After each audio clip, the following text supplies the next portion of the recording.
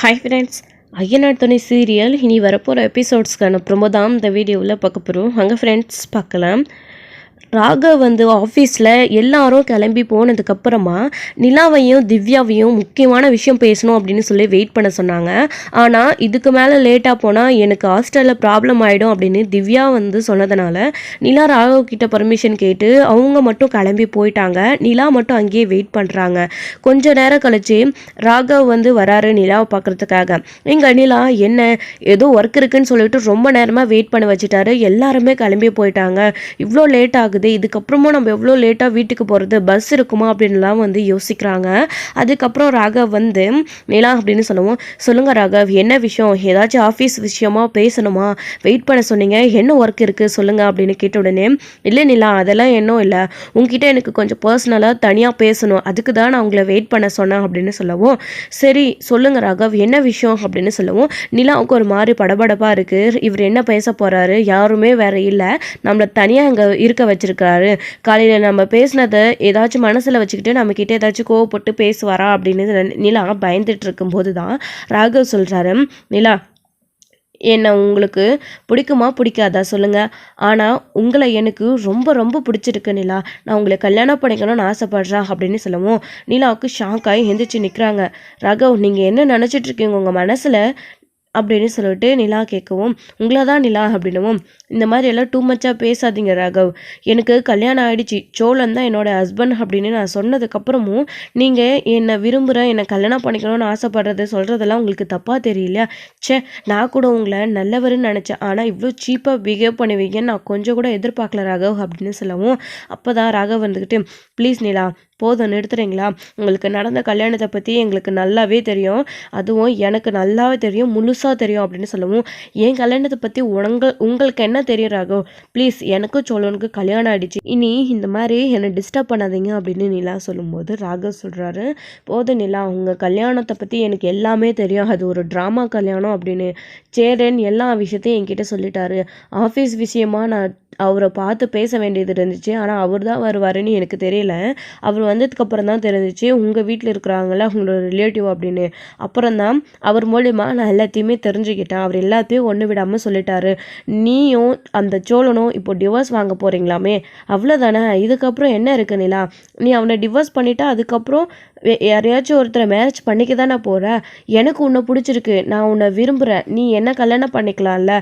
நான் உன் கூட சேர்ந்து வாழணும்னு ஆசைப்பட்றேன் அப்படின்னு சொல்லவும், போதும் நிறுத்துங்க ராகவ், என்ன பேசிகிட்டு இருக்கீங்க நீங்கள் அப்படின்னு சொல்லவும், பின்ன என்ன முதல்ல அவனுக்கு கசின்னு சொன்னேன், அது எதுக்கு, உனக்கும் அவனுக்கும் டிவோர்ஸ் ஆக போது, எதுக்கு நமக்கு ஆன கல்யாணத்தை எல்லாருக்கும் தெரியப்படுத்தணும் அப்படின்னு தானே, அது யாருக்கும் தெரியாமல் இருக்கிறதே நல்லது அப்படின்னு நினச்சிட்டு தானே என்கிட்ட அவனை கசின் அறிமுகப்படுத்தி வச்சேன், உனக்கு கல்யாணம் ஆகலைன்னு நினச்சி தான் நான் உன் மேலே ஆசைப்பட்டேன், ஆனால் உனக்கு கல்யாணம் ஆகிடுச்சின்ற விஷயத்த இப்போ நான் தெரிஞ்சுக்கிட்டேன், அப்படி தெரிஞ்சாலும் என்ன யூஸ் இருக்குது, அதான் நீ அவன் கூட வாழ போகிறது இல்லைல்ல, ஜஸ்ட்டு ஒரு இது ஆக்சிடெண்ட்டாக நடந்த கல்யாணம் தானே, விருப்பமே இல்லாமல் நடந்தது தானே, அவனை தூக்கி போட்டுட்ட, அவ்வளோதான், நீ டிவோர்ஸ் வாங்க போகிறல, விவாகரத்து ஆன உடனே நீ நானும் கல்யாணம் பண்ணிக்கலாம் நின்னா அப்படின்னு சொல்லவும், சே இவ்வளோ மோசமாக பிஹேவ் பண்ணுறாரு அப்படின்னு நிலாவுக்கு பயங்கர கடுப்பாகுது, இந்த மாதிரி எல்லாம் பேசாதீங்க ராகவ் அப்படின்னு சொல்லிட்டு நிலா பயங்கர கோவப்பட்டு அங்கேருந்து கிளம்பலாம் அப்படின்னு பார்க்குறாங்க. அப்போ ராகவ் என்ன பண்ணுறாரு அப்படின்னா, நிலா ஒரு நிமிஷம் நில்லுங்க, நான் பேசிக்கிட்டே இருக்கேன், நீங்கள் எந்த ஒரு பதிலும் சொல்லாமல் உங்கள் பாட்டுக்கு போயிட்டே இருந்தால் என்ன அர்த்தம் அப்படின்னு அவங்களோட கையை பிடிக்கவும் நிலாவுக்கு ஒரு மாதிரி டென்ஷன் ஆகிடுது, கையை விடுங்க ராகவ் அப்படின்னு சொல்லிட்டு அப்படி கையை உதிரி விட்டுடுறாங்க. நான் சொல்கிறத கேளுங்க நிலா அப்படின்னு, இங்கே பாருங்கள், இதுக்கப்புறமும் உங்ககிட்ட பேசுகிறதுக்கு எனக்கு என்ன இருக்குது, சே உங்களை நான் எவ்வளோ நல்லவருன்னு நினச்சேன், ஆனால் நீங்கள் இப்படி பேசுவீங்கன்னு நான் கொஞ்சம் கூட எதிர்பார்க்கல ராகவ், இப்படியெல்லாம் நீங்கள் பண்ணுவீங்கன்னு தெரிஞ்சிருந்தா, உங்களை பற்றி தெரிஞ்சிருந்தா முதலே இந்த ஆஃபீஸில் சேராமல் நான் வேறு எங்கேயாச்சும் வேலை தேடி இருப்பேன், இப்படி வந்து நான் மாட்டிக்கிட்டேன், சே இப்படி பிஹேவ் பண்ணுவாங்க அப்படின்னு நிலா கோவப்பட்டு பேசுவோம், நான் என்ன இப்போ தப்பாக பிஹேவ் பண்ணிட்டேன், நான் உங்களை லவ் பண்ணுறேன், அது மட்டும் இல்லாமல் அந்த சோழன்கிட்ட என்ன இருக்குது, அப்படியே நீங்கள் ஆமாம் நீங்கள் தான் டிவோர்ஸ் வாங்க போகிறீங்களே, அப்புறம் எதுக்கு உங்களுடைய ஹஸ்பண்ட் அப்படின்னு சொல்லிட்டு தெரியுறீங்க, அப்படியே நீங்கள் நினச்ச மாதிரி அவங்க கூட சேர்ந்து வாழணும்னு முடிவு பண்ணாலையும் என்ன இருக்குது, அதோ ஒரு பழைய வீடு, ஓட்ட வீடு, தங்குறதுக்கு கூட ரூம் இல்லை, க்ளீனாக ஒரு பாத்ரூம் இல்லை, ஒரு கிச்சன் இல்லை, அது மட்டும் இல்லாமல் அவன் ஒரு ஆஃப்டர் ஆல் ஒரு டிரைவரு, அவனே கார் ஓட்டிகிட்டு இருக்கான், ஒரு நாளைக்கு 100க்கும் 500க்கும். அவன் எப்படி உங்களை வச்சு மெயின்டைன் பண்ணுவானிலா? வேண்டாம், செட் ஆகாது உங்களுக்கு. நீங்கள் எடுத்துருக்கிற முடிவு தான் சரி. அதான் நீங்கள் அவனை டிவோர்ஸ் தானே பண்ண போகிறீங்க. நீங்கள் அவனை டிவோர்ஸ் பண்ணிவிட்டு எனக்கு ஓகே சொல்லுங்கள், நம்ம 2 பேரும் கல்யாணம் பண்ணிக்கலாம் அப்படின்னுமோ. போதும் நிறுத்துங்க ராகவ். நான் சோழனை டிவோர்ஸ் பண்ணுறனோ பண்ணுறதில்லையோ அது என்னுடைய விருப்பம். அப்படியே பண்ணாலையோ அவங்கள டிவோர்ஸ் பண்ணிவிட்டு உங்கள் கூட நான் சேர்ந்து வாழணுன்றது என்ன நிச்சயம்? நான் சொன்னேன், நான் உங்கள் மேலே எனக்கு லவ் இருக்குன்னு. நீங்களா என் மேலே ஆசைப்பட்டா இங்கே பாருங்கள், எங்களுடைய பிரச்சனையை நீங்கள் விடுங்க. அடுத்து நான் உங்களோட பிரச்சனைக்கே வரேன். உங்கள் மேலே அந்த மாதிரி எந்த ஒரு இன்ட்ரெஸ்ட்டுமே எனக்கு வந்தது கிடையாது. நான் சோழனுக்குள்ள வாழலைனா கூட, அவர்கிட்ட இந்த டிவோர்ஸ் வாங்கினா கூட, நான் எதுக்கு உங்களுக்கு ஓகே சொல்லணும்? இதெல்லாம் தப்பு ராகவ். நான் இனி உங்ககிட்ட பேசவும் மாட்டேன், இனி இந்த ஆஃபீஸ்க்கு வரவும் மாட்டேன். நான் இங்கே இருக்கிறதுனால தானே நீங்கள் என்னை தொந்தரவு பண்ணணும்னு நினைக்கிறீங்க.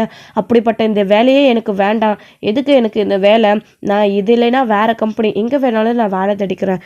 எனக்கு இந்த கம்பெனியில் இனி இடம் இல்லைன்னு நல்லாவே புரிஞ்சு போச்சு.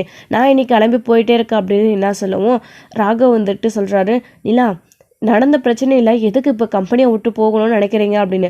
அப்போ நீங்கள் இந்த விஷயத்தை பற்றி என்கிட்ட பேசாமல் இருக்கணும். இதே மாதிரி நீங்கள் தொந்தரவு பண்ணிக்கிட்டே இருந்தால் இனி இந்த ஆஃபீஸ்க்கு வரக்கூட நான் கண்டிப்பாக முடிவெடுக்க மாட்டேன் அப்படின்னு நிலா சொல்லவும், இல்லை நிலா, நீங்கள் யோசிச்சு நல்லாவே முடிவு எடுத்து பொறுமையாகவே சொல்லுங்கள்.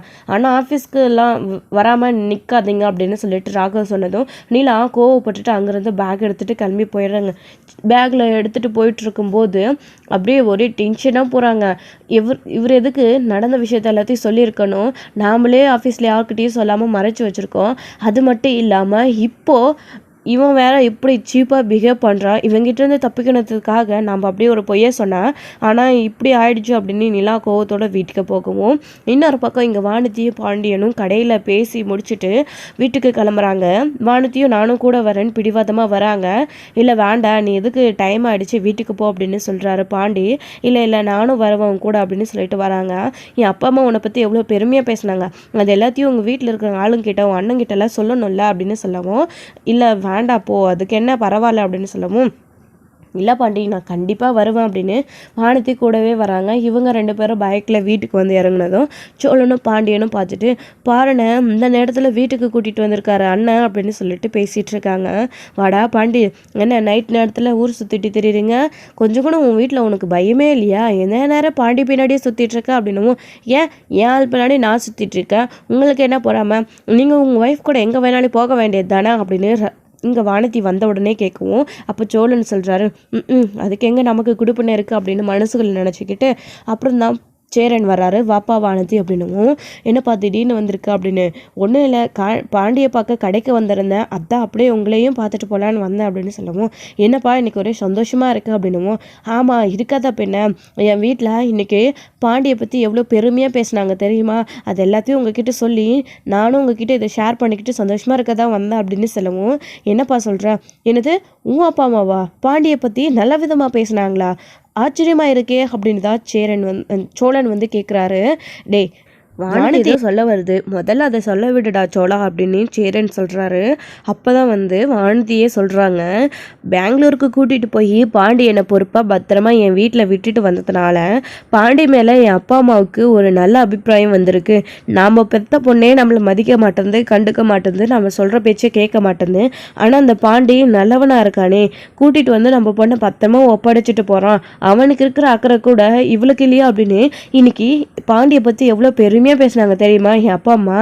அவ்வளோதானே, எங்கள் கல்யாணத்துக்கு இனி தொந்தரவு எதுவும் அதிகமாக வராதுன்னு நான் நினைக்கிறேன் அப்படின்னு சொல்லவும், என்னப்பா வானதி இதுக்கும் அதுக்கும் என்ன சம்மந்தம் அப்படின்னு.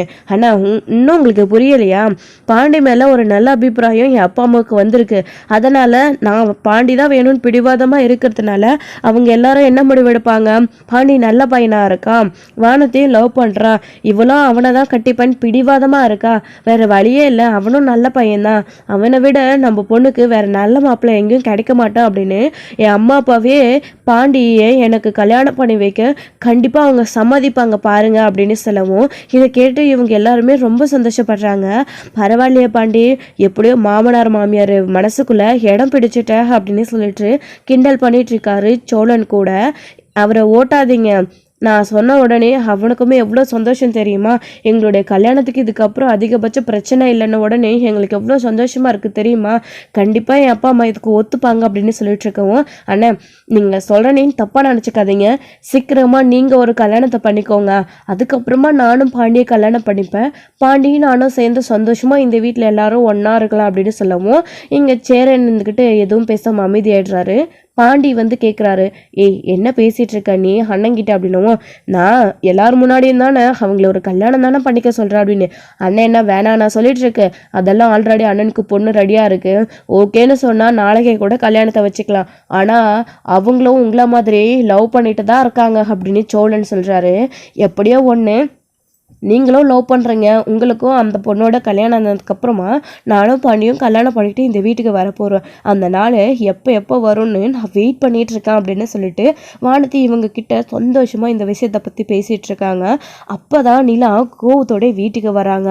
நிலா வந்த உடனே, வாப்பா நிலா, பல்லவன் கிட்ட ஃபோன் பண்ணி சொன்னியாமே இன்னைக்கு லேட் ஆகும் அப்படின்னு. என்னப்பா வேலை அதிகமாக இருந்துச்சா அப்படின்னு சொல்லிட்டு சேரன் வந்து நிலாவை பார்த்து கூப்பிடுவோம். நிலா உங்களுக்கு கொஞ்சமான அறிவு இருக்கா அப்படின்னு கேட்ட உடனே எல்லாருமே ஷாக் ஆயிடுறாங்க. முக்கியமாக வானதி, என்ன இவங்க அண்ணியை இவன் தலை மேலே தூக்கி வச்சுட்டு கொண்டாடுவான், ஆனால் இப்போ இப்படி பேசுகிறாங்க அப்படின்னு சொல்லிட்டு அதிர்ச்சியில் தான் வானதியுமே பார்க்குறாங்க. பாண்டி என்னாச்சு அப்படின்னு. ஏய் நானும் உன்னாட்ட இங்கே தானே இருக்கிறேன், அவங்க இப்போ தானே வந்திருக்கிறாங்க, இரு கேட்கலாம் அப்படின்னு உடனே சோழனும் எந்திரிச்சு நிற்கிறாரு பல்லவன். அப்போது சேரனுக்கு என்ன சொல்கிறதுனே தெரியல.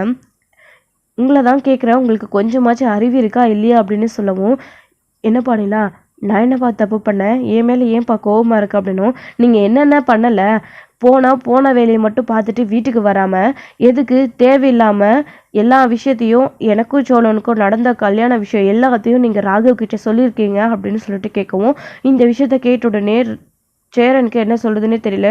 அப்படியே ஒரு மாதிரி கூச்சத்தோடயே நின்றுட்டு இருக்காரு. அதாவது அவருக்கு அசிங்கமாக இருக்குது நிலா அப்படி கேட்ட உடனே, நிலா அப்படி பேசிச்சு அப்படின்னு உடனே மனசுமே கஷ்டமாயிடுது.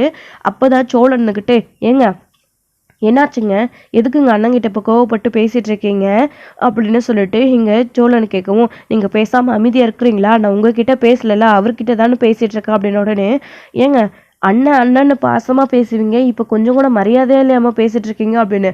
என்ன பண்ணுறது, அவர் மேலே அளவு கடந்த மரியாதையும் அன்பும் பாசமும் நானும் தான் வச்சுருந்தேன். இந்த மாதிரி ஒரு அண்ணன் எங்கே தேடினாலும் கிடைக்காது அப்படின்னு. ஆனால் இவர் பண்ணுற வேலையெல்லாம் கொஞ்சமாச்சு நல்லா இருக்கா, ஏதாச்சும் சரியாக செய்கிறாரா இவர் அப்படின்னு சொல்லிட்டு இங்கே நிலா கேட்ட உடனே, அப்போது பாண்டி வந்து என்ன பண்ணுறாரு அப்படின்னா, வானதி நீ வீட்டுக்கு போ, எதுவாக இருந்தாலும் நாளைக்கு பேசிக்கலாம், ஆல்ரெடி ரொம்ப லேட் ஆகிடுச்சு, நீ கிளம்பு அப்படின்னு உடனே, இரு பாண்டி நான் என்னென்னு பார்த்துட்டு போகிறேன், உங்கள் அண்ணி வேற கோவமாக இருக்காங்க அப்படின்னு உடனே, ஏய் எதுக்கு தேவையில்லாமல் நீங்கள் நின்று நீ கிளம்பு அப்படின்னு சொல்லிட்டு பாண்டி வந்து வானதி வீட்டுக்கு அனுப்பி வைக்கிறாங்க. அவங்களுமே கிளம்பி போயிடுறாங்க. அப்போதான் பாண்டி இருந்துக்கிட்டு, ஏங்க என்னாச்சு, அண்ணன் என்ன விஷயத்தை பற்றி சொன்னார், எதுக்கு இப்படி கோவப்படுறீங்க அப்படின்னு உடனே, இன்னைக்கு ஆஃபீஸில் ராகவ் என்னெல்லாம் செஞ்சாரு தெரியுமா, இன்றைக்கி என்ன நடந்துச்சு தெரியுமா அப்படின்னு எல்லா விஷயங்களையுமோ நிலா வந்து சொல்கிறாங்க. இதை கேட்டு சோழன் அதிர்ச்சி ஆகுறாங்க. ஸோ நிலா போயிட்டு சோழனை தன்னோட ஹஸ்பண்ட் அப்படின்னு ராகவ் கிட்ட சொல்லிட்டு வந்தாங்க. ஆனால் வந்து இங்கே அடுத்து சேரன் போயிட்டு அவங்களுக்கு நடந்த கல்யாணம் ஒரு எதிர்ச்சியான கல்யாணம், அது ஒரு ட்ராமா கல்யாணம் அப்படின்னு சொன்னதுனால ஸோ வந்து ராகவ் இன்னைக்கு எப்படியெல்லாம் என்கிட்ட பிஹேவ் பண்ணாரு தெரியுமா, அவர் சீப்பாக பிஹேவ் பண்ணுறாரு, எனக்கு அந்த ஆஃபீஸ் போகவே சுத்தமாக பிடிக்கல அப்படின்னு நிலா சொல்லவும், இதை கேட்டு ஷாக் ஆகிடுறாங்க. ஏங்க அவர் எதுவும் தப்பாக சொல்லலையே, உண்மையை தானே சொல்லியிருக்காரு, இதுக்கு எதுக்கு இப்போ என் அண்ணன்கிட்ட இந்த அளவுக்கு நீங்கள் கோவப்படுறீங்க அப்படின்னு சோழன் கேட்டதும், என்ன சோழன் பேசிகிட்டு இருக்கீங்க, இவர் எதுக்கு என்னோட லைஃப்பில் நடந்த விஷயத்த எல்லாத்தையும் அவர்கிட்ட சொல்லணும் அப்படின்னு சொல்கிறாங்க. ஆமாங்க, நான் இன்னொரு விஷயம் உங்ககிட்ட கேட்குறேன், அண்ணன் திட்டுறதெல்லாம் நீங்கள் அண்ணனை திட்டுறதெல்லாம் இருக்கட்டும், அண்ணன் உண்மையை தான் சொல்லுச்சு, அவர் ஒன்றும் பொய் சொல்லலை, மற்றவங்க யாராச்சும் பொய் சொன்னால் உங்களுக்கு அவ்வளோ கோவம் வரும்ல, ஆனால் நீங்கள் தானே பொய் சொல்லியிருக்கீங்க, அண்ணன் உண்மையை தானே சொல்லியிருக்கு, அண்ணன் மேலே கோவப்படுறதுக்கு உங்களுக்கு என்ன உரிமை இருக்குது அப்படின்னு கேட்டவும், நிலா ஒரு மாதிரி அதிர்ச்சியாகி சோழனை பார்த்து முறைக்கிறாங்க. என்ன முறைச்சா நான் பயந்துடுவானா, இங்கே பாருங்கள், நீங்கள் என்னை வந்து அந்த ராகவ் கிட்ட கசின்னு தானே சொல்லி வச்சுருக்கீங்க, அது மட்டும் இல்லாமல் என் கூட வாழ பிடிக்காமல் நடந்த கல்யாணத்தை நீங்கள் ஏற்றுக்காமல் டிவோர்ஸ் வாங்கணும் அப்படின்னு தானே இப்போது கோர்ட் வரைக்கும் அலைஞ்சிட்டு திரிஞ்சிட்டு இருக்கோம். அப்புறம் என்னங்க, நடந்ததை தானே அண்ணா அவர்கிட்ட எடுத்து சொல்லியிருக்கு. இதில் நீங்கள் கோவப்பட என்ன இருக்குது? அண்ணா உண்மையை சொன்னதுனால இப்போ உங்களுக்கு என்ன பிரச்சனை? சொல்லப்போனால் நீங்கள் தான் உங்கள் பாஸ் கிட்ட பொய் சொல்லி வச்சுருக்கீங்க. நீங்கள் தான் இதெல்லாம் சொல்லியிருக்கணும். எனக்கு கல்யாணம் ஆகிடுச்சு, என் நடந்த கல்யாணம் இப்படி, எனக்கு நான் டிவோர்ஸ் வாங்க போகிறேன் அப்படின்ற உண்மையை நீங்கள் சொல்லியிருந்தா இவ்வளோ பிரச்சனை ஏன் வரப்போகுது அப்படின்னு சோழன் கேட்கவும் நிலாவுக்கு என்ன பதில் சொல்கிறதுனே தெரியல. வேண்டாம் சோழன், நானும் ஆல்ரெடி ரொம்ப கோவத்தில் இருக்கேன், நீங்கள் வேற கடுப்பேற்றாதீங்க அப்படின்னு. போதை நிறுத்துங்கங்க, என் கூட சேர்ந்து வாழ முடியாது, என்ன பிடிக்காது, என்னை கிட்டேருந்து டிவோர்ஸ் வாங்கணும்னு நினச்சிட்டு இருக்கீங்க. அதுக்கு தானே என்னை வந்து கசின்னு சொல்லி வச்சுருங்க, என்ன உங்களுடைய ஹஸ்பண்டுன்னு சொல்லாமல். அதானே நடந்த கல்யாணத்தை நீங்கள் ஏற்றுக்கல, டிவோர்ஸ் வாங்கிட்டு உங்கள் பாட்டுக்கு நீங்கள் உங்கள் வேலையை பார்த்துட்டு போகணும்னு நினைக்கிறீங்க. இதில் அவன் உங்களுக்கு ப்ரொப்போஸ் பண்ணால் எங்களுக்கு என்னங்க வந்துச்சு? நான் என் பாட்டுக்கு நான் உண்டு, என் வேலை உண்டுன்னு தானே இருந்தேன். நீங்கள் என் வாயை கிளறினதுனால தான் நான் ராகவ் இப்படி சொன்ன விஷயத்த உங்ககிட்ட சொன்னேன். நீங்கள் உண்மையை சொல்லியிருந்தா அவர் ஏன் உங்களுக்கு ப்ரொப்போஸ் பண்ண போகிறாரு? அப்படியெல்லாம் சரி இருக்கட்டும், நீங்கள் சொல்லாமல் மறைச்சதாகவே இருக்கட்டும். ஆனால் அதுக்கப்புறம் போய் எதுக்கு சோழன் என்னோட ஹஸ்பண்ட் அப்படின்னு நீங்கள் ஏன் ராகவ் கிட்ட சொல்லணும்? அதான் என்கிட்ட டிவோர்ஸ் வாங்க போகிறீங்களே, அப்புறம் எதுக்கு? ஓ, உங்களுக்கு தேவைன்னாவோ, உங்களுக்கு ஏதாச்சும் ஒரு சூழ்நிலையாவோ எல்லாத்தையும் பயன்படுத்திக்கிறதுக்காக, உங்களுடைய சேஃப்டி உங்களுக்கு முக்கியம், நீங்கள் அங்கே ஆஃபீஸில் நல்லா ஒர்க் பண்ணணும், உங்களை யாரும் டிஸ்டர்ப் பண்ணக்கூடாது அப்படின்றதுக்காக என்ன யூஸ் பண்ணிப்பீங்க. நான் உங்களுடைய ஹஸ்பண்ட் அப்படின்னு சொல்லிட்டு உங்களுக்கு ஏதாச்சும் ஒரு பிரச்சனைனா மட்டும் அந்த தாலியையும் கழுத்தில் போட்டிப்பீங்க. ஸோ பிரச்சனையெல்லாம் ஃபேஸ் பண்ணுவீங்க. ஆனால் அதுக்கப்புறம் உண்மையை நாங்கள் சொன்னால் அது உங்களுக்கு கசக்குதோ அப்படின்னு சொல்லிட்டு சோழன் கேட்ட உடனே, அண்ணன் இது ரொம்ப ஓவராக போயிட்டுருக்கு அப்படின்னு சொல்லிட்டு பல்லவன் வேற பாண்டிக்கிட்ட காதல குசன்னு பேசிகிட்டு இருக்காரு. இந்த பக்கம் சேரன் நின்றுக்கிட்டு, டே சோழா, என்னடா பேசிகிட்டு இருக்க நீ? நிலா கிட்ட கொஞ்சம் பொறுமையாருடா, நான் தான் அவசரப்பட்டு எல்லாத்தையும் சொல்லிட்டேன், நான் சொல்லியிருக்கக்கூடாது, தப்பு தான் அப்படின்னு சொல்லவும், அண்ணா என்னென்ன தப்பு? நீ என்ன தப்பு பண்ண? இப்போது உண்மையை தானே சொன்னேன், நீ ஒன்றும் பொய் சொல்ல கிடையாதே அப்படின்னு சோழன் சொல்லிட்டு இருக்காரு. இங்கே பாருண்ணே, நீங்கள் சொன்னது பிரச்சனை கிடையாது, நான் அந்த ஆஃபீஸில் எல்லார் முன்னாடியும் எனக்கு கல்யாணம் ஆகலை அப்படின்னு தான் நான் சொல்லி வச்சுருந்தேன். இப்போ நீங்கள் எனக்கு கல்யாணம் ஆகிடுச்சு, சோழன் என்னோட ஹஸ்பண்ட், ஆனால் நான் அவர்கிட்டேருந்து டிவோர்ஸ் வாங்க போகிறேன் அப்படின்ற விஷயம் சொன்னதுக்கப்புறமா அந்த ராகவ் வந்து இன்னும் என்னை டார்ச்சர் பண்ண ஆரம்பிச்சிட்டான். என்னை லவ் பண்ணுறேன், என்னை கல்யாணம் பண்ணிக்கணும்னு ஆசைப்பட்றான்னு. எனக்கு சுத்தமாக அது பிடிக்கவே இல்லை. அவர் ஒரு பாஸ், அதை தவிர நான் வேறு எதையும் நினச்சி பார்க்கல அப்படின்னு சொல்லவும், அப்போது சேரன் ஒரு வார்த்தை கேட்குறாரு. இது நிலாவுக்கும் சரி, சோழன், பல்லவன், பாண்டி எல்லாருக்குமே சரி பயங்கர அதிர்ச்சியாக இருக்குது. அவர் என்ன கேட்குறாரு அப்படின்னா, என்னம்மா நிலா, நான் என்ன போய் சொன்னேன்? நான் உண்மையை தானே சொல்லிட்டு வந்திருக்கிறேன். நீயும் சோழன் கூட வாழ போகிறதில்ல, அவங்ககிட்ட இருந்து டிவோர்ஸ் வாங்கணும்னு நினச்சிட்ருக்க. டிவோர்ஸ் வாங்கினதுக்கப்புறமா நீ உன் பாட்டுக்கு உன் வேலையை பார்த்துட்டு இங்கே இருக்க போகிற. அடுத்து நீயும் ஏதாச்சும் ஒரு பையனை பார்த்து, இல்லை லவ் பண்ணியோ, இல்லை நீ ஒரு நல்ல பையனாக பார்த்து கல்யாணம் பண்ணிக்க தானே போகிற. சோழனை பிடிக்காதப்போ நீ ஏன் அந்த ராகவே கல்யாணம் பண்ணிக்கக்கூடாது? அவருக்கு உன் மேலே ஆசை இருக்குது அப்படின்னா நீ அவரையே கல்யாணம் பண்ணிக்க வேண்டியது தானே அப்படின்னவும், அண்ணா போதும் நிறுத்துங்கண்ணே, என்னை பற்றி நீங்கள் என்ன நினச்சிட்ருக்கீங்க? இப்படி யாரை பார்த்தாலும் பல்லு இடிச்சிட்டு போகிற மாதிரி என்ன தெரியுதா அப்படின்னு கேட்கவும், நிலா அப்படி சொல்லலப்பா, நடந்த எல்லாத்தையும் தெரிஞ்சும் கூட உனக்கு கல்யாணம் பண்ணிக்கிறேன்னு அவர் சொல்கிறாரு. இங்கே பாருப்பா, நீ பொய் சொல்லிட்டு மறைச்சி நாளை பின்ன நீ கல்யாணம் பண்ணிக்கிட்டா கூட இந்த விஷயம் எல்லாருக்கும் தெரிய வந்தால் அவங்க எல்லாருமே உன் மேலே கோவம் தானே படுவாங்க. இப்படி நீ மறைச்சிட்டியே ஏற்கனவே கல்யாணம் ஆன பொண்ணு அப்படின்றத. ஆனால் இப்போது ராகவுக்கு அந்த விஷயம் எல்லாமே தெரிஞ்சு உன்னை கல்யாணம் பண்ணிக்கணும்னு ஆசைப்படுறாரு. இதனால் அவன் லைஃப்லையும் பிரச்சனை வராது, பேசாமல் நீ அவரே கல்யாணம் பண்ணிக்க வேண்டியது தானே அப்படின்னு சொல்லுவோம். போதும் நிறுத்துங்கண்ணா, என்னோட பர்சனல் விஷயத்தில் தலையிட நீங்கள் யார்? உங்களுக்கு என்ன உரிமை இருக்குது? நான் யாரை கல்யாணம் பண்ணிக்கணும், கல்யாணம் பண்ணிக்க கூடாது அப்படின்றது அது என்னுடைய முடிவு, நீங்கள் சொல்லக்கூடாது அப்படின்னு சொல்லவும், ஆங்க போது நிறுத்துங்க, அதான் அண்ணனும் சொல்லிடுச்சுல்ல, இதுக்கப்புறம் என்னங்க? என் கூட வாழவும் முடியாதுன்னு டிவோர்ஸும் பண்ணுவீங்களா? அந்த ராகவ் லவ் ப்ரப்போஸ் பண்ணால் அதுவும் ஏற்றுக்க மாட்டீங்களா? என்னங்க இதை நினச்சிட்டு இருக்கீங்க? வெளி உலகத்துக்கு மட்டும் என் ஹஸ்பண்டாக வேற சொல்லி வச்சுட்டு இருக்கீங்க. இதுக்கெல்லாம் என்னங்க காரணம்? ஒன்று, நான் உங்கள் மனசில் இருந்தால் நான் உங்கள் கூட சேர்ந்து வாழ்கிறேன் அப்படின்னு சொல்லிட்டு டிவோர்ஸ் கேஸை வாபஸ் வாங்கிட்டு நாம் 2 பேரும் சேர்ந்து ராகவ்கிட்டையும் எங்களுக்கு கல்யாணம் ஆகிடுச்சு, நாங்கள் வந்து டிவோர்ஸை வந்து விவாகரத்து கேஸை வந்து வாபஸ் வாங்கிட்டோம், நாங்கள் சேர்ந்து ஆசைப்படுறோம் அப்படின்னு நீங்கள் ராகவ்கிட்ட சொல்லிட்டு வந்திருக்கணும். அதை விட்டுட்டு தேவையில்லாமல் என் அண்ணங்கிட்ட கோவப்பட்டா என்ன அர்த்தம் அப்படின்னு. போதும் நிறுத்துறீங்களா? எல்லாருமா ஆளாளுக்கு கேட்டு ஒரே டைமில் என்னை கேள்வி கேட்டால் நான் என்ன பதில் சொல்வேன்? இந்த பாருங்கள், உங்கள் கூடயும் சேர்ந்து வாழ எனக்கு விருப்பம் இல்லை, உங்கள் கூட சேர்ந்து என்ன வாழ சொல்கிறீங்களா, அதுவும் இந்த ஓட்ட வீட்டில் அப்படின்னு சொல்லவும் எல்லாரோடைய மனசுமே உடச்சி போயிடுது. ஓ, இப்போ தான் தெரியுதா இது உங்களுக்கு ஓட்ட வீடு அப்படின்னு? இவ்வளோ நாளாக 1 வருஷமாக இந்த வீட்டில் இருக்கிறீங்களே, அப்போ உங்களுக்கு தெரியலையா அப்படின்னு சொல்லிட்டு நிலாவை பார்த்து சோழன் கேட்கவும் நிலாவுக்கு என்ன பதில் சொல்கிறதுனே தெரியல.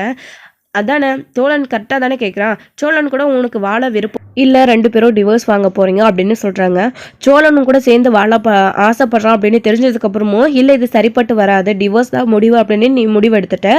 இதுக்கப்புறம் நடந்த விஷயம் யாருக்கு தெரிஞ்சா என்ன தெரியல என்ன அப்படின்னு சொல்லவும், அண்ணா நான் ஆஃபீஸில் எனக்கு மேரேஜ் ஆகலைன்னு சொல்லி வச்சுருந்தேன். இப்போ நீங்கள் சொன்னதுனால ஆஃபீஸ் முழுக்க எல்லாருக்குமே தெரிஞ்சிச்சு. எனக்கு ரொம்ப அசிங்கமாகவும் அவமானமாகவும் இருக்குது அப்படின்னு சொல்லவும், இதில் அசிங்கப்படமோ அவமானப்படமோ என்னங்க இருக்குது? அண்ணன் உண்மையை தானே சொல்லிச்சு. தேவையில்லாமல் இப்படி என் அண்ணன்கிட்ட கோவப்பட்டு பேசுகிற வேலை வச்சுக்காதீங்க. நாங்கள் என்ன தான் என் அண்ணன்கிட்ட கோவப்பட்டு பேசினாலும் இந்த அளவுக்கெல்லாம் நாங்கள் அவ்வளோ மரியாதை குறைவாக அவரை பேசினதே கிடையாது. எங்களும் தான் வந்து நீங்கள் அது எப்படி என் அண்ணனை பார்த்து மரியாதை இல்லாமல் நீங்கள் பேசலாம்? உங்களுக்கு என்ன தகுதி இருக்குது என் அண்ணனை பற்றி தப்பாக பேச? உங்களுக்கு அடைக்கலம் கொடுத்து இந்த வீட்டுக்குள்ளே உங்களை தங்க வச்சுக்கிட்டு உங்களுக்கு தேவையான எல்லா ஹெல்ப்பையும் பண்ணிட்டு இருக்காரு என் அண்ணனை பார்த்து இப்படி கேட்குற வேலை வச்சுக்காதீங்க அப்படின்னு சோழன் சொல்லவும் நிலாவுக்கு பயங்கரமாக கோவம் வருது. அடுத்து எதுவுமே பேசாமல் ரூமுக்குள்ளே போயிடுறாங்க. ஸோ இதோட இந்த எபிசோடு வந்து முடிச்சிருக்காங்க. அடுத்தடுத்த எபிசோடில் என்ன நடக்க போகுது அப்படின்றத வெயிட் பண்ணி நெக்ஸ்ட் வீடியோவில் பார்க்கலாம் ஃப்ரெண்ட்ஸ். தேங்க்யூ. இந்த வீடியோ பிடிச்சிருந்தா ஒரு லைக் பண்ணுங்கள், ஷேர் பண்ணுங்கள், கமெண்ட் பண்ணுங்கள்.